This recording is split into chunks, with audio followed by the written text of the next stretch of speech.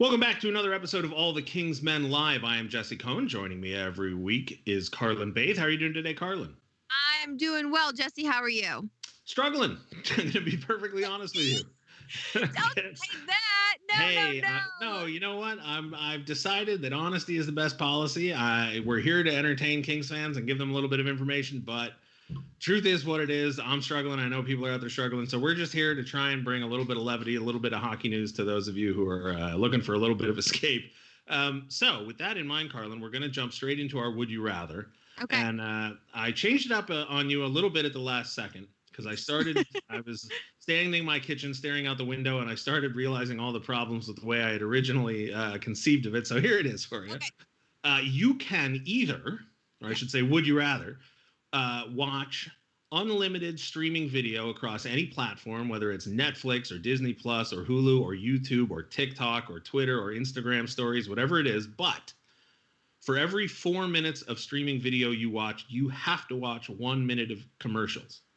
It doesn't have to be interrupted it doesn't have to be 4 minutes, then 1 minute of commercial, but it accumulates and you have to watch the commercials. Or would you rather watch, you can watch no commercials for the rest of your life, but you can only watch 3 hours of content a day. And that's, again, across any platform, whether it's Netflix, Disney Plus, Hulu, Quibi, Instagram story, Twitch, whatever it is.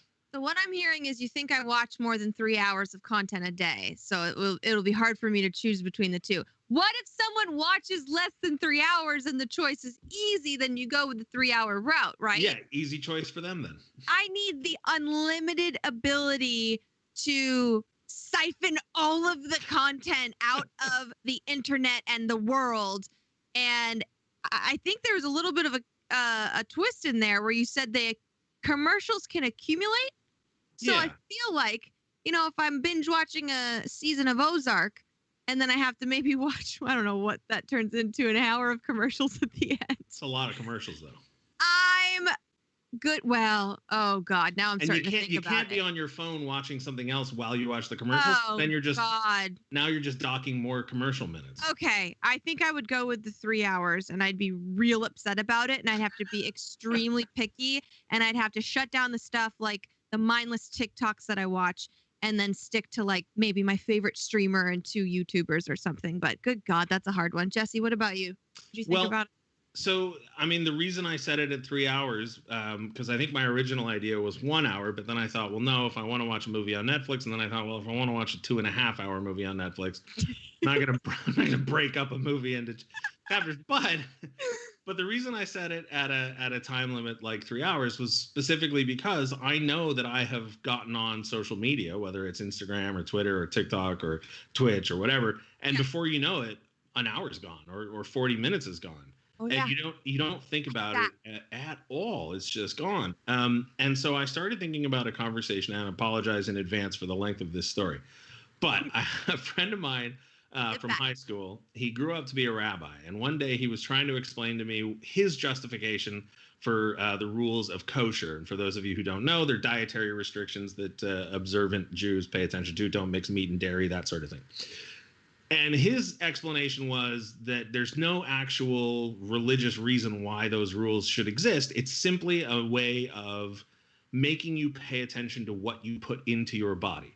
And that any set of rules, as arbitrary as they may be, the important thing is making you conscious and aware in the moment of what you consume. And I thought, well, maybe we should do the same thing with video. And I realize I'm saying this as I'm about to do a live streaming show that'll take up a good chunk of somebody's 3 hours. But I thought, well, maybe I should pay more attention to what I consume rather than mindlessly binging 5 hours of Letterkenny. Yeah. Although I did really enjoy binging 5 hours of Letterkenny. So anyway, I'm taking the 3 hours too. Okay. We agree on something. Yeah, there you go. Whoa. I love it. Talking about being able to binge something for hours at a time. There's been, I won't call it hockey news. I'll say there's been a hint of hockey news coming up. And that is the NHL and the NHL Players Association have a memorandum of agreement on phase 3 and 4 return to play plans. Mm-hmm. Now, the important thing for me, Carlin, is that we now have a calendar. Yes. For that'll sort of guide what the future is going to look like. And a lot of it's coming up really quickly. So I'm reading off my phone. I apologize for that, but here we go. No, list it out. List it out. It's a lot of stuff. July 10th, beginning of training camp. I mean, that's tomorrow. That's like tomorrow. Yeah. Yeah, that's all right. Then July 24th, the teams will travel to the hub cities, Toronto and Edmonton. It'll be July 24th before you know it. July 25th, beginning of exhibition games.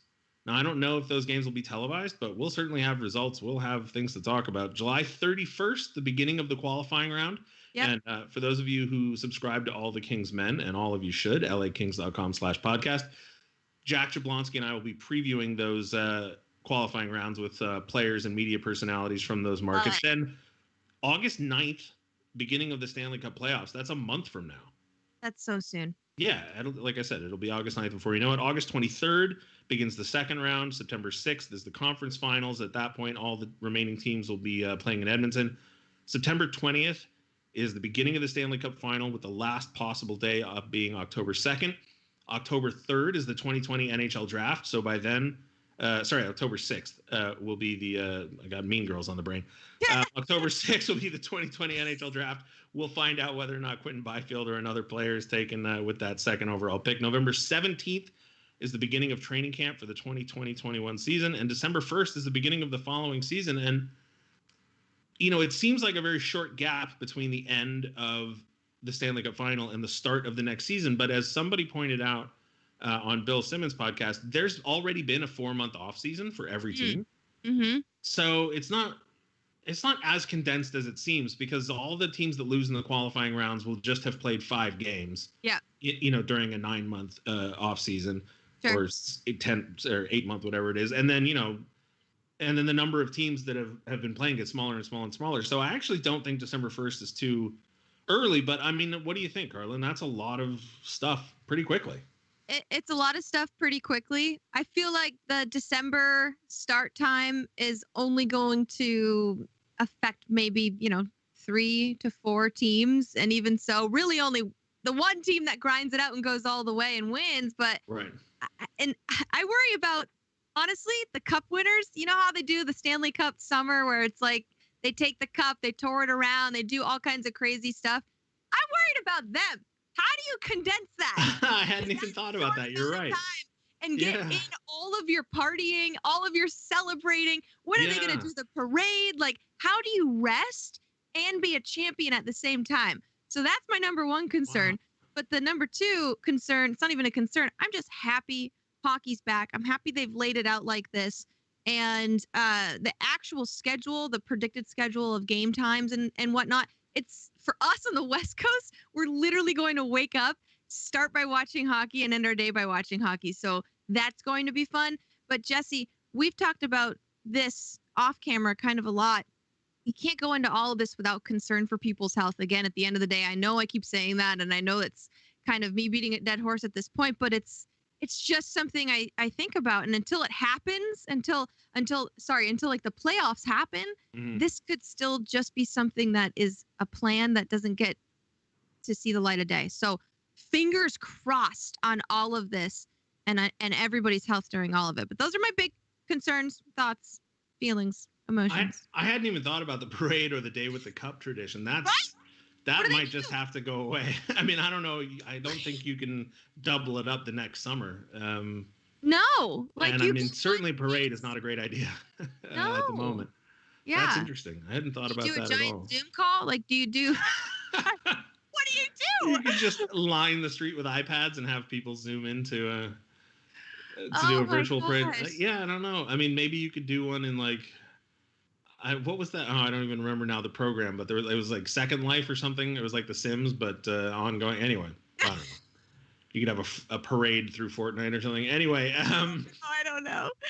No, I'm actually cautiously optimistic. I mean, you see other sports coming back, and there is no bubble, or the quarantine bubble is in a city like Orlando. I feel like having it in Canada and having it in 2 cities, and I don't know, just the way, and the structure. It's not like the NBA where you're having all these teams coming in, and it's not like baseball where you're having teams travel. And football doesn't appear to be. I shouldn't say this because I'm not paying super close attention to what the NFL is doing, but it doesn't sound like the NFL is having a ton of restrictions on on players or personnel. So I mean, I'm optimistic. I think they can pull this off. But yeah, you're right. It is. There's always that sort of caveat of none of this could happen. It could all just fall apart at the last minute. But we hope it. Obviously, we hope it goes through. We mentioned that the NHL draft might take place on October 6th. Isn't that what I said? October 6th.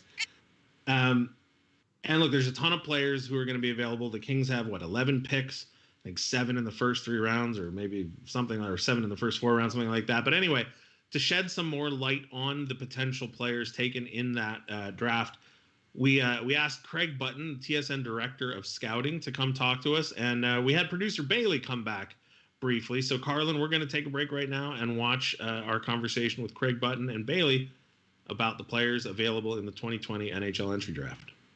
All right, well, it's time to take a look at some prospects. Joining me now, Bailey. Good to have you back, Bailey. And Craig Button. How are you doing, Craig Button? Yeah, waving your paws, too. Now, people who watch the Kings and watch our streams know that Bailey loves to play Xbox. He loves to play NHL 20 from EA Sports. But before there was EA Sports, before there were video games and a way to track every player in the league, you used to have to collect cards. I've got a shoebox full of old hockey cards in my closet, and Bailey's got a box, a brand new box there of cards featuring OHL players. So we are going to go through a pack of cards. And Craig, you're going to go ahead and give us a scouting report, rapid fire style, on the cards that Bailey produces from this pack. So Bailey, first up, who do you got? Looks like Luke Toporowski. Why are you asking me for my scouting report? Alex Turcotte played with him with the Chicago Mission back in Bantam. Why are you asking me? Alex Turcotte's going to give you the best scouting report on Luke. He knows him intimately. But I will tell you this about Luke. Excellent skater, and he's one of those catalyst type players that can separate you from the puck, use his speed, use his competitive nature to create some offense and create some offensive zone time. But if you really want the true inside, ask Alex Turcotte. That's the drums. So our next call will be to Alex Turcotte. But the next card, Bailey, we've got a Kings connection already with the first one. Jordan Spence, the trend continues. What can you tell us about Jordan Spence, Craig? He speaks Japanese. You know that? His mother's Japanese, and you know he's an interesting player because he's one of those late developers, but he also understood where he was at. He didn't rush to junior hockey. He played junior A. He dominated, went into the Quebec League. I think the Kings have a really good, smart defenseman in their organization that has a chance to be a really good contributor for the Kings down the line, manning the offensive blue line and making those good plays on the outlet. Well, you can never have too many smart defensemen. Bailey, next card. Jacob Perreault, it looks like. What can you tell us about Jacob Perreault? Well, he's an outstanding goal scorer, and he's a hungry goal scorer. He gets his stick ready in and around the net. LA Kings fans might remember, no, they will remember Tyler Toffoli. Jacob has some of those types of attributes in his game. Gets open, get me the puck, and then it's going to come quickly off the stick, and it finds its way to the back of the net. We love goal scorers here. Bailey, who's next? Caden Gooley. Yeah, is that how you pronounce it, Gooley? Yeah, Caden Gooley. Right. Okay, so his game is predicated on he's an outstanding skater in every single regard. Forwards, backwards, laterally, he's got leverage. He's a big-time competitor. He gets up into your space. He closes it on opponents, both in the defensive zone and on the rush. And he's going to be so good at getting the puck out of a team's zone and get it into transition. He might not be a big offensive point producer, but he's going to be one of those players you want it on your team, and opponents are not going to enjoy playing against him. Bailey, you got another card for us? Ronan Seeley, it looks like. So Ronan was a very promising player, a little bit younger, and he is the key of what I call projection. When you project a player like Ronan, you try to see where's he going to be in 3 or 4 years' time. He's smart, he's steady, there's not a lot of flash to him. If I had to compare him to a type of player, I'd compare him to Jake Muzzin. Oh, yeah, he was part of the 2014 Stanley Cup champion team. It took Jake a little bit of time to find his way. I think Ronan is in a similar spot, but can find a similar outcome for potential in the NHL. Hopefully it doesn't take him 2 franchises to find a roster like it did Jake Buzzin. Who's up next, Bailey? Damon Hunt. So if I have to give you a comparable for Damon Hunt, I would go to Columbus Blue Jackets defenseman Ryan Murray. Just efficient. You know, the game is simple. It's easy. You know, he makes the right plays at the right times. There's not a lot of flash and dash to his game. But coaches love players that are smart. They know exactly what they're going to get on a shift-by-shift basis. Damon delivers it. He's not going to be a big offensive player. I think he's a second-pair defenseman. But teams need second-pair defensemen that can skate and make plays in the different zones. Second pair defensemen are hugely important. Kings fans know that as well as any fan base. Bailey, who's next? Oh, the Austrian, okay. Marco Rossi. And, you know, Marco's ready to contribute in the National Hockey League. He's physically mature. He's mentally mature. I mean, he's been a terrific offensive producer. He's a playmaker. I see him in the mold of Washington Capitals centerman Nicholas Backstrom. You know, you put him with good players, he's going to get the puck to them. He's really hard to check, and he's really comfortable playing in tight spaces. And when I talk about contributing, in my view, he's one of the very few players that's ready to step into the NHL and be a contributor to a team.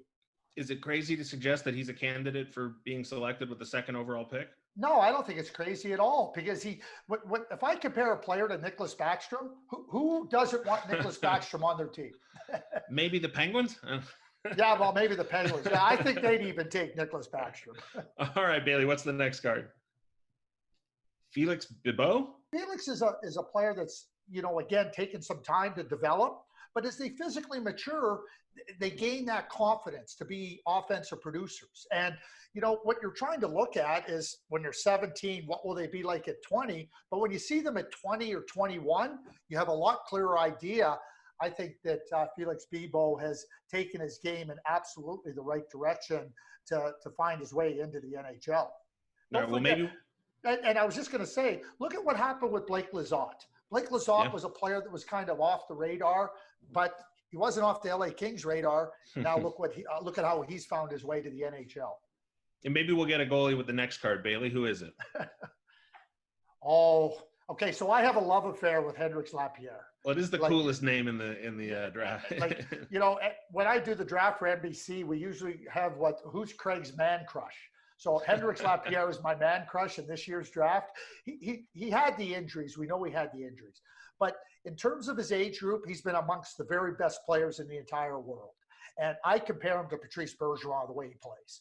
And if you get satisfied on his medical report, he is going to be a really top-end player. And I don't know where he's going to be drafted. If he had played the full season without the injuries, I have no doubt in my mind you'd be talking about him in the top 5. That's how good he is. Offensively, defensively, he's a complete player. I was going to ask if there's any chance he falls to the Kings in the 2nd round, but I guess not based on that. Yeah, well, I don't know. You never know what ends up happening. Hey, listen, you know, we're going to get, you know, probably talking about some players that fell to the Kings last year in the 2nd round that I thought they had no chance of getting in the 2nd round. So I'm not going to dismiss that. But if you get Hendrix Lapierre in the 2nd round, you know, just do a dance. Right there. Speaking of which, the next card, Arthur Kaliev. Well, there was one of the guys I was thinking about, right? I mean, to me, after Cole Caulfield in last year's draft, he was the best goal scorer. And, you know, one of the things I laugh about is when people want to criticize somebody for what they don't do. You draft players for what they do. Arthur Kaliev, for 3 years in the Ontario Hockey League, has been an elite goal scorer. And there's no question in my mind that for the LA Kings to get him in the 2nd round, it's a steal. It was a steal last year. It's even more of a steal. It will continue to be a steal. And we'll be able to talk about this for years to come about how did the LA Kings get this guy in the 2nd round. I know he was disappointed after the 1st round and he didn't hear his name called. He's ended up in a really good spot in my view. Well, we're looking forward to rooting for him for years and years. Bailey, who's next? Oh, Connor Zary. Another player I absolutely love. And, you know, I use a description to describe certain players entering the draft, and it's a Swiss Army knife. And by that is there's nothing they can't do in the game. And Connor is that player. He can play left wing. He can play center. He can play on your first line. He can play on your third line. He can score goals. He can make plays. He can check. He can kill penalties. Those players are incredibly valuable in my view. And for 3 years, all he has done is continuously taken his game up a level, up a level, up a level. I think he's a terrific, terrific player. Well, it'd be too ambitious to hope that we get him and whoever we take with the with the second pick. Bailey. So let me get this straight. You want the second pick, and then you want Hendrix Lapierre, and you want Connor Zary. Who else do you want? Is that too much to ask? No, you can ask. All right, Bailey. Who's the next card?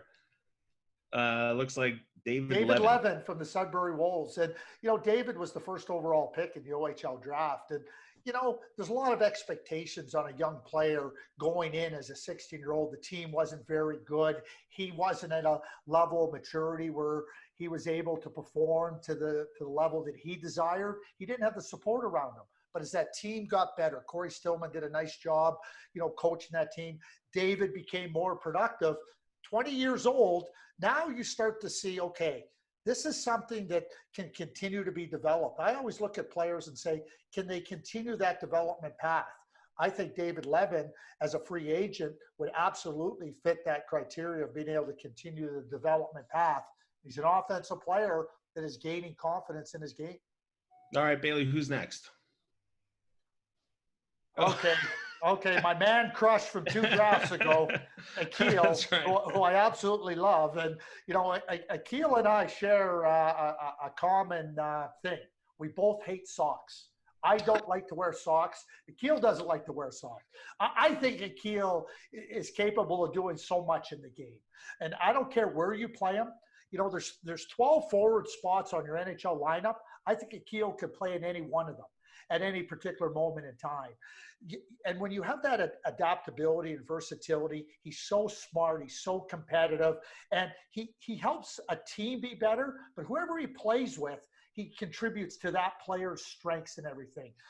Again, a second-round pick that the LA Kings got, I was flabbergasted that he went where he did, but that is a huge bonus for the LA Kings to have Akil Thomas. And as good a player as I think he is, this is a phenomenal young man. Where's his ceiling? We asked that question, and I think it's a really good question, like Jesse. But at the same time, like when I look at ceilings and I look at it, I don't know if he'll score 60 points or he'll score 40 points. But I know that whatever you ask Akil to do, he's going to be invested 100%. Your team's going to be better because of him. So when you ask me what the ceiling is for Akil and for a team that has Akil, he's a championship caliber mentality. He has that ability to say, I'm dialed in to do whatever it takes to help the team win. Ultimately, that's what everybody wants. And I think that Akil is a key contributor. You look at Trevor Lewis, who was a first-round draft pick. He was pretty significant to the success of the LA Kings. His numbers were never prolific or huge, right? But he became a really, really key performer for the LA Kings.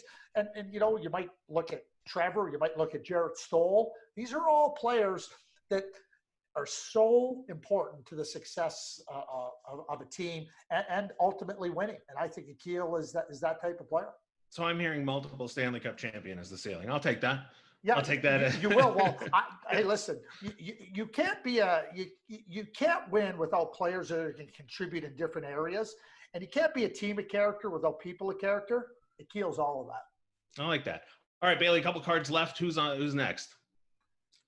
Ooh, it's like Jean-Luc Foudy. Yeah. Let me just tell you this: his mother won a bronze medal in the 1984 Olympics. Wow. She was on the 4x100 Canadian team that won bronze. So he comes from some genes with speed, arguably the fastest skater in the draft. And he is so good at using that speed to disrupt, penalty killing, creating chances off the forecheck, making defensemen fumble the puck in the neutral zone because he's always going and he's intense. And that speed becomes a big part of his game, and he creates a lot, not just for himself, but for others. And he becomes one of those players that when he steps out on the ice, he already has defensemen and the opponents back on their heels because that speed is that type of threat to creating mistakes and you got to be a little bit extra careful when you're out on the ice against him. All right, Bailey, how many cards do we have left? Just one. Okay, last one.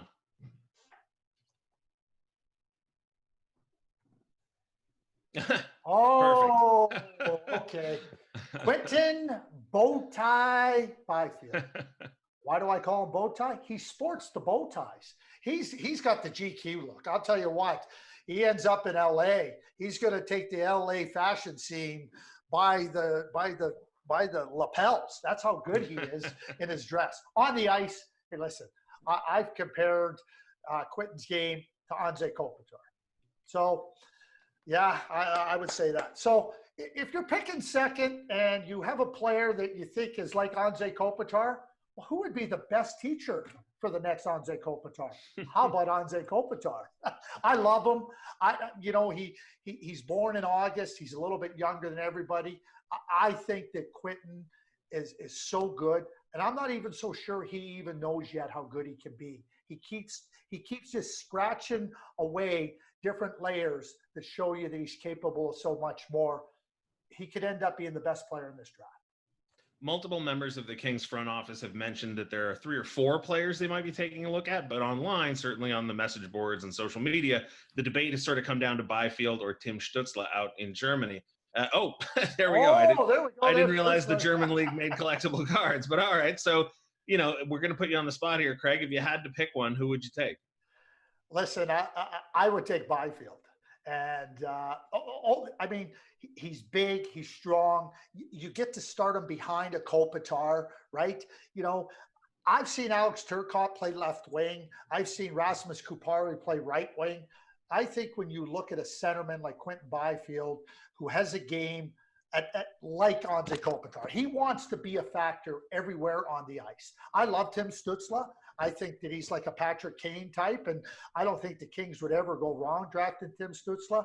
But Byfield, to me, when I look at the Kings and look at how they're set up going forward, and you have Kaliev on the wing, you have Samuel Fagemo coming. So to me, you get that big centerman, and you think about Anze Kopitar and where he's at as he helps Quinton Byfield grow in his game.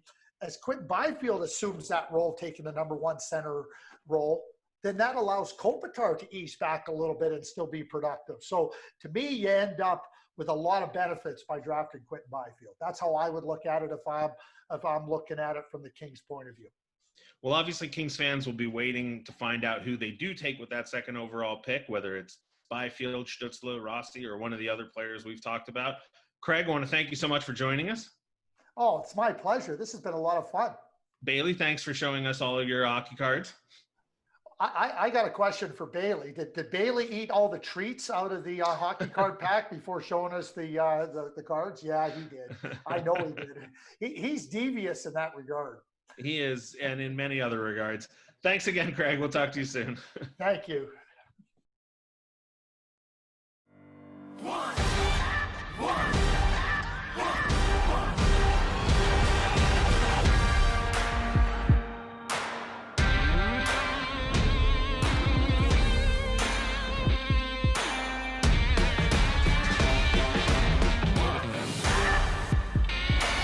It's one all, one shot, now the future is yours. Go!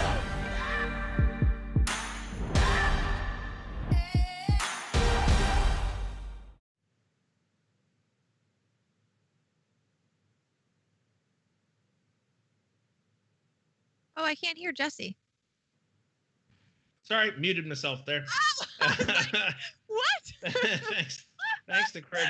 Thanks to Craig Sorry, Button for doing that, Carlin. That was a ton of information to process. It absolutely was. And I was following with chat during the entire interview, and they were loving it, loving all of the information. Something that stuck out was Kings Canadian was saying how knowledgeable Craig is, to the point where he knew that Akil Thomas doesn't like to wear socks. Yeah.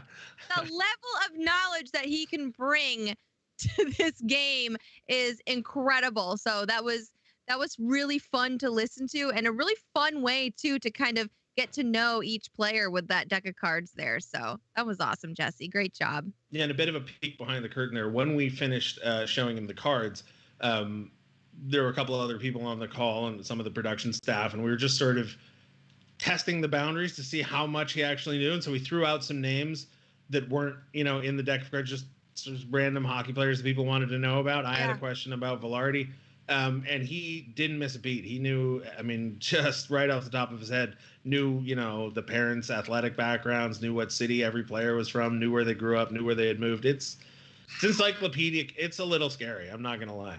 It's a little bit intimidating. It's intimidating. No, it is. But super nice guy. Super nice. Absolutely. Great interview. We'll even forgive him for that misread on the Jeff Carter trade back in 2012. But, Carlin, it's time for the social media roundup. What went on in this past week? Yes, it is. We're going to kick things off here with Adrian Kempe and his brother Mario dressed up as cowboys. And Jesse, it's a good look. They're like fashionable kind of hipster cowboys pulling it off right here. The only thing that sort of surprises me is that Adrian Kempe wearing that jacket can't show off his tattoos. So I'm a bit stunned, but I like the hat. I actually had a hat like that in high school. Never wore it once, not a single time. Just thought it was cool, so had it. Sat on my dresser. So I'm jealous of Adrian Kempe for a number of reasons. That happens with a good hat every once in a while. There's always good intentions when you buy it, and then you're like, I'm gonna wear that one day, and then it just never happens. Always with like a big style piece, High school in the 90s in Southern California, not the right place for a big black cowboy hat. So, Next up, we've got this GIF. It's Drew Doughty with his feet up on the glass. I believe he's in the penalty box. Nicholas Walker posted it. It says, I miss hockey, but especially LA Kings hockey. And it's just a perfect kind of microcosm of how we're all feeling right now. Feet kicked up, just scratching our heads like, it'd be nice to see some Kings hockey right now. What do you think? Yeah, that looks like me from about 8 p.m. to 10 p.m. every night. Just binging some show. Just feet waiting for hockey to come back. Yep. You wear your skates too, don't you? Oh, all the time, of course. Next up, we've got this video from Bob Miller. And let me tell you, when Bob Miller says to do something, you can't deny Bob Miller. So just listen to this video and I'll let him take it away. Hey everybody, Bob Miller here at home, urging all of you Kings fans to wear a mask, and all of your friends, make sure they're wearing a mask too. That's the safe way to go. I'm 81. I'm in a high-risk category. Help me out here. Help everybody be safe. Wear that mask. So you be safe, be healthy, and keep that mask on.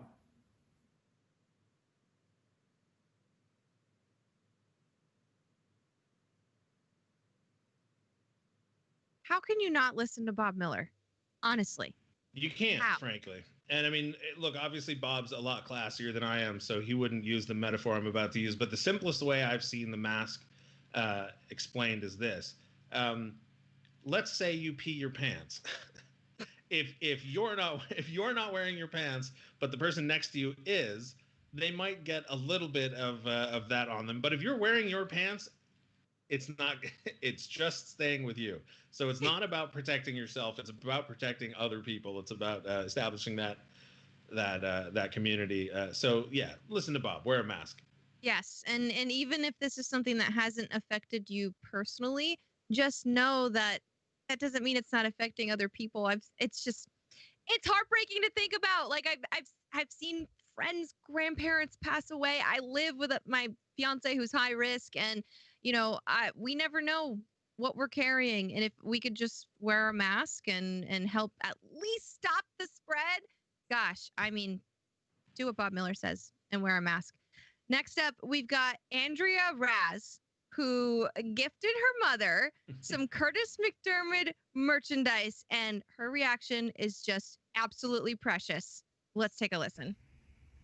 All right, so we're giving Mom her belated Father's Day gift. You see, she's got her fighting hippo. I don't know why I did this to myself, you guys. The hippo's name is Frida. Say hi, Frida. All right, here we go. Just take the bag, woman. Take the bag. Oh, goodness. This is what happens when you don't have a job. You start practicing being a cameraman and a producer and director. Kudos to my daughter. Oh, well, sorry. I got kings again, in gray this time. Yes. Woo! And, oh my goodness, McD, number 56, McD. Woo! Yes. Now, those of you who don't know, FNF was number 3, and that was my man too, because, you know, he didn't take any stuff. They all know. So this is his replacement. Those of that you don't know, McD is a defenseman, and he don't take no stuff. He's, what, 6'5", 200 and something. He don't play, and he loves to get into it.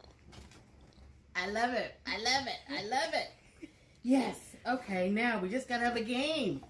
Okay, okay. Okay. Free, do you like it? Okay. Yes, I know you do. Another one? Oh, I like this. This is like the silver almost. Oh, another one! Another one! Yes. Oh, I like this.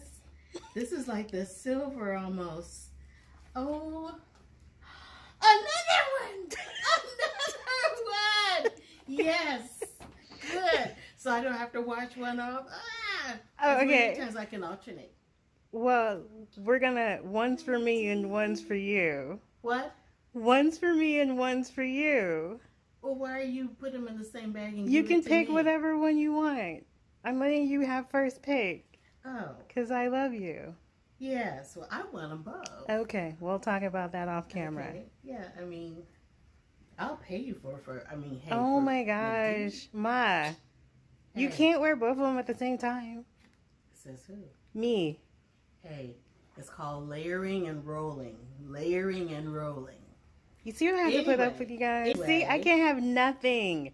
Nothing. Sounds to me like an Indian giver because you had them both in the same I bag. can't have nothing. This is what I get. You guys told me to get 2. Get both of them. And this is what I I get. love you, darling. Uh-huh. I love you, darling. Mhm. I'm very blessed to have a daughter like you. Okay, let's wrap it up now. And I couldn't ask for a better daughter. Okay. I'm glad I only have the one child. Me too. All right, because I probably wouldn't be here talking singly. Anyway. All right, you and Frida wrap it up. All right. Frida says hi. I love it. I love it. I love it. I love it. All right. Got to figure out what kind of batteries to get for her. I'm not 'cause gonna. I know I'm gonna wear her out. I'm not gonna tell her. Bye, guys. Bye. Mask Come on, up. McD. Come on, McD. We gotta do it. Mask up. See you guys soon. Go Kings, go. Be safe. Woo! That was just amazing. And Jesse, if she looks a little bit familiar, it's because she also used to love another defenseman by the name of Dion Phaneuf. That's right. We have an equally adorable video of her just loving on Dion Phaneuf, and we have to show you that as well. Take a look. Thank you. Well, you don't know what it is yet. Yeah, but you got it for me. Yes, finally. Ah, but no, What? Dion. Yes. Open it. Thank you. Thank you. You gotta open it. I can't get up. Yes, okay, you gotta open it. Yeah, he got in a little bit of a scuffle. Uh-huh. He had somebody in the next end that said, he didn't use any cuss words, but he just said, "You want some of this? You better get away. You want some of this?"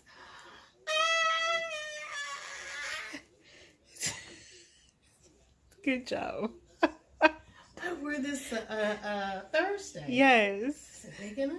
It should be. It's a Is that mini. what you got? A large? For the Oh, that's sweatshirt? right. You got a thing. Yeah, I got a sweatshirt. Okay, hold it up the back again, please. Huh? Hold up the back, please. Okay. It's So it's okay. We're recording. It's a video, so Okay. absolutely adorable. So stinking cute. I love that, Jesse. Yeah, no hippo in the video from 2019, the FNUF shirt one. I need more background on the hippo, frankly. But look, I gave my dad after years of him taking me to hockey games and buying me jerseys and spending money getting me into the sport of hockey, I was able finally years ago for Father's Day to give him a Montreal Canadiens jersey with his favorite player on the back. And so I can relate to, what's that? Who was the player? Claude Provo. Okay. But there's nothing better than finally being able to give your parent a gift and seeing the look on their face when you nail the present. And not only are you nailing the present, but also presumably, I'm not a parent, so I'm imagining here, but the happiness of the parent realizing that you've come into your own and you're able to give them something. It's just a great video. I love everything about it. Absolutely. And it's nice to know that they share that love of Kings hockey as well. Mm-hmm. It's just, I don't know. There's a bond that you have when you love a particular sports team, or in your case, if you know that your father is a Canadiens fan, and I hope that you're not, Jesse. But No.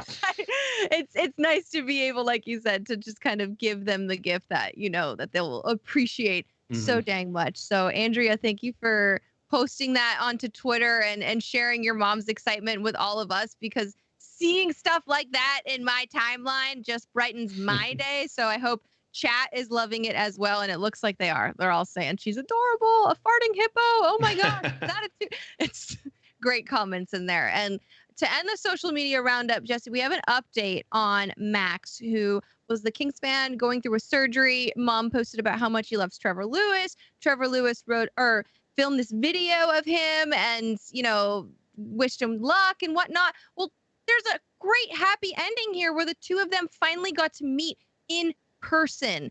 And here it is. It's Max with his hero, Trevor Lewis, in person. And I mean, Trevor Lewis going above and beyond. We know he does it on the ice. To see him do it off the ice, just what a great human being he is. And I'm so happy for Max, Jesse. Yeah, look, Trevor Lewis has won the Unsung Hero Award, I don't know, 7 or 8 times. And while the title may not fit anymore because he's sung, he's not unsung, he certainly is a hero. And good for him. You love to see that sort of thing. One more reason that Trevor Lewis should be a king for life. Absolutely. That's all I got for the roundup this week, Jesse. That's it. Yeah. We're done. Excellent. Well, thanks for joining us, Carlin. Thank you for having me. I appreciate it. This was fun, as always. Yeah, and thanks to everybody for putting their stuff on social media and giving us stuff to talk about. Thanks for Craig Button. Thanks to Bailey for joining us with those cards. Thanks to Upper Deck for giving us those cards. Thanks for you for watching it. And again, if you were watching this on Facebook or Twitter or YouTube and you want to participate in the chat room in the future, you can join us at the LA Kings Twitch channel. That's twitch.tv/LA Kings. And of course, Manscaped for sponsoring us. You can get their perfect, oh gosh, I've forgotten the name of it. I don't have the read in front of me, but you can go to manscaped.com and enter the code Kingsmen for 20% off. The perfect package 3.0. Is what the word I was looking for there. There you go. So, like I said, thanks to everybody for watching. Thanks to everybody behind the scenes at the Kings for making this happen. Thanks to you, Carlin. We'll talk to you next week.